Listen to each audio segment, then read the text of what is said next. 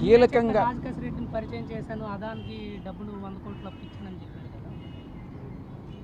పదే పదే మిత్రులందరూ కూడా పాత్రికేయ మిత్రులు ఒక్క విషయాన్ని చాలా స్పష్టంగా చెప్పదలుచుకున్నా. పదే పదే యూట్యూబ్ ఛానల్స్లో కానీ శాటిలైట్ ఛానల్స్లో కానీ సాయిరెడ్డి నెంబర్ 2 సాయిరెడ్డి నెంబర్ 2 అని నన్ను చెప్తున్నారు పార్టీలో. నేను ఒక్కటే చెప్తా ఉన్నా, ప్రాంతీయ పార్టీలో నెంబర్ 2 అనే స్థానమే ఉండదు. అప్పట్లో మా అధ్యక్షులు, మా పాత పార్టీ అధ్యక్షులు కూడా స్వయంగా చెప్పారు, 1 నుంచి 100 వరకు ఎవరు ఉండరు, 101 నుంచే ఉంటుంది. ప్రాంతీయ పార్టీలో ఎవరైనా కూడా నేను నెంబర్ 2 అని కానీ భావిస్తే అది అంతా మిథ్య మాత్రమే. రెండవది, మీరు చెప్పినట్టుగా అధికారంలో లేనప్పుడు 2014 నవంబర్ నుంచి 2019 అధికారంలోకి వచ్చేంత వరకు మే 28వ తారీఖు వరకు పార్టీని సింగిల్ హ్యాండెడ్గా నేనే మోసా. జగన్ గారికి నేరుగా ఆయన ఆదేశాలను తీసుకొని నేను, జగన్ గారు, ప్రశాంత్ కిషోర్ ముగ్గురు ప్లాన్ చేసి మిగతా అందరు నాయకుల్ని కలుపుకొని పార్టీని ముందుకు నడిపించాం.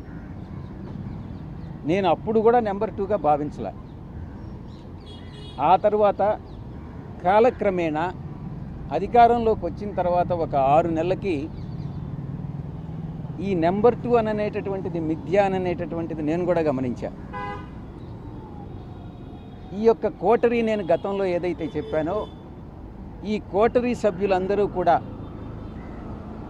నా మీద తినగవేము తీయనుండు అనేటటువంటి సామెత నాకు గుర్తొస్తూ ఉంది.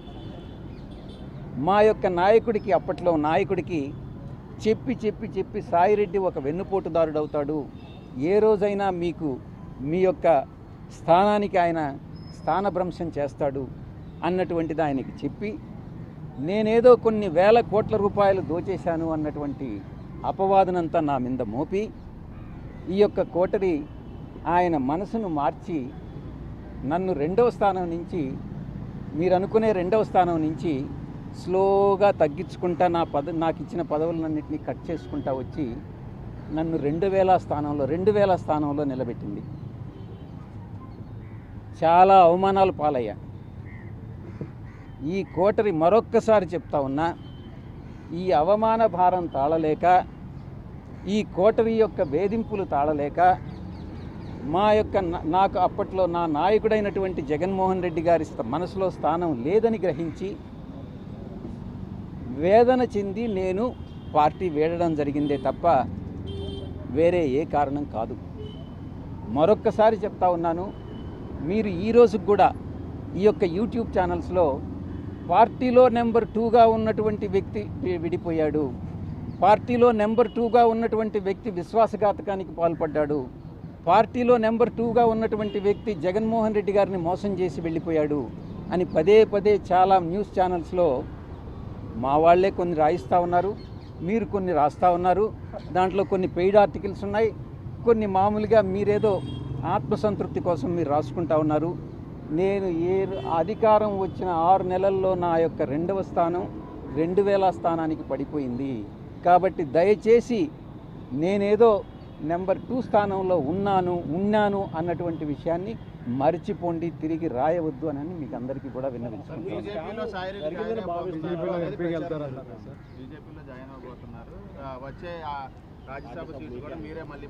ఇంకోటి కూడా, ఏ సాక్షి అయితే నేను ఛానల్ పెట్టానో మొదటి నుంచి కంపెనీ ఇన్కార్పొరేషన్ నుంచి లాంచ్ వరకు నేను చూశాను. అదే సాక్షిలో ఎవరో ఒక అతను చెప్తా ఉన్నాడు, ఆ ముసలివాడు వ్యవసాయం చేసుకుంటానన్నాడు, వీడికి ఈ రాజకీయాలన్నీ ఎందుకు అని ఏదో వ్యాఖ్యలు చేశారు. కేఎస్ఆర్ లైవ్ షో అనుకుంటా.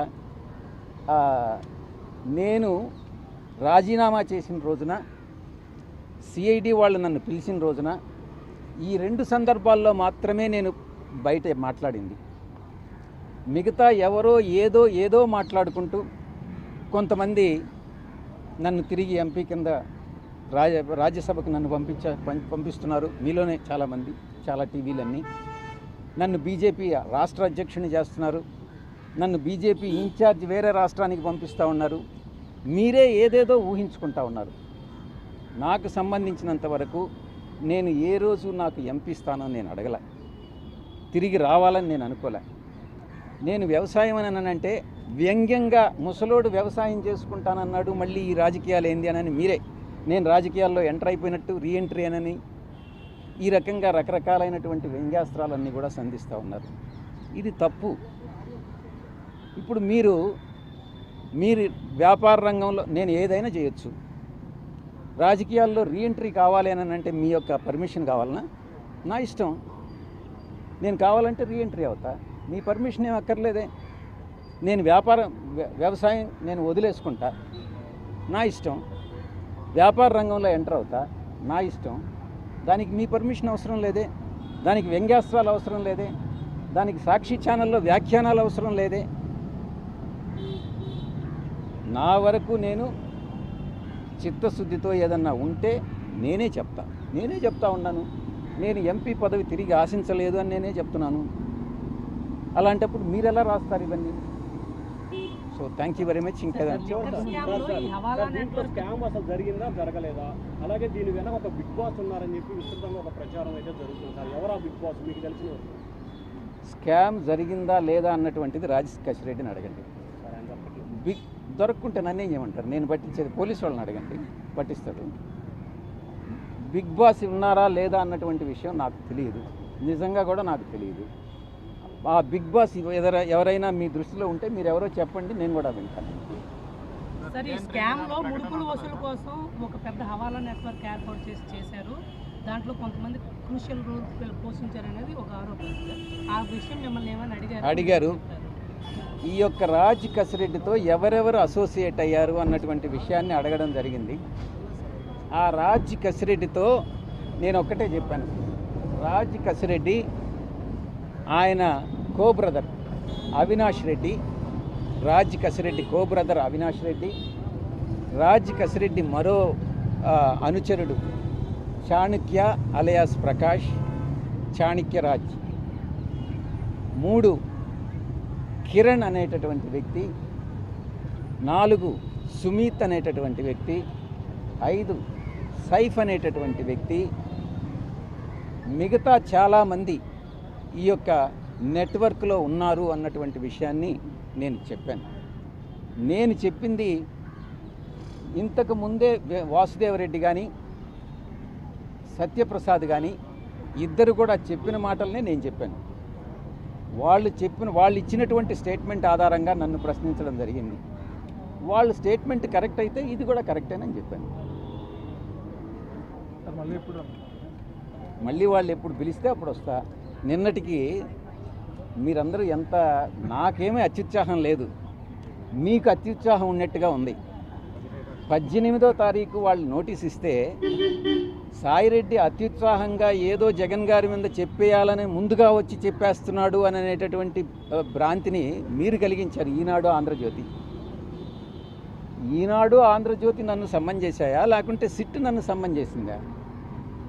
ఈ రకమైనటువంటి జర్నలిస్టు ప్రమాణాలు మానుకోండి. జర్నలిస్టు విలువల్ని మీరు కాపాడండి. అందుకే నేను గతంలోనే చెప్పా, ఎప్పటి నుంచో కూడా నాకు ఈ ఛానల్ స్టార్ట్ చేయాలని ఉంది అని. ఈ యొక్క ప్రమాణాలు చూసి కొంచెం విలువైనటువంటి మంచి ఛానల్ నిర్మిస్తే నాకు భగవంతుడు కానీ డబ్బులు ఇస్తే నేను ఫస్ట్ చేసేది అదేనని మీ అందరికీ కూడా తెలియజేసుకుంటా ఉన్నాను.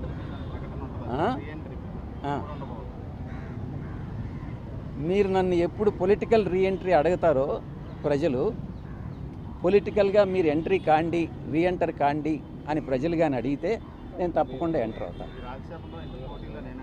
నేను రాజ్యసభ పోటీలో లేను. సార్, మీరు అన్న అవినాష్ రెడ్డి ఎవరు sir? Raj Kasireddy co brother. Avinash Reddy wife, Raj Kasireddy wife అక్కల చెల్లి. అనిరుద్ధ్ రెడ్డి అని ఒక అతను అదాంలో ఉన్నారు,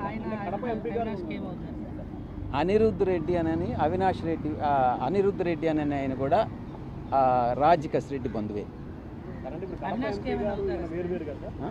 మీరు తీసుకున్న అవినాష్ రెడ్డి గారు కడప ఎంపీ వేరు కదా సార్? ఎంపీ అవినాష్ రెడ్డి గారికి దీనికి సంబంధమే లేదు. వేరు. ఈ అవినాష్ రెడ్డి రాజ్ కసిరెడ్డి బంధువు.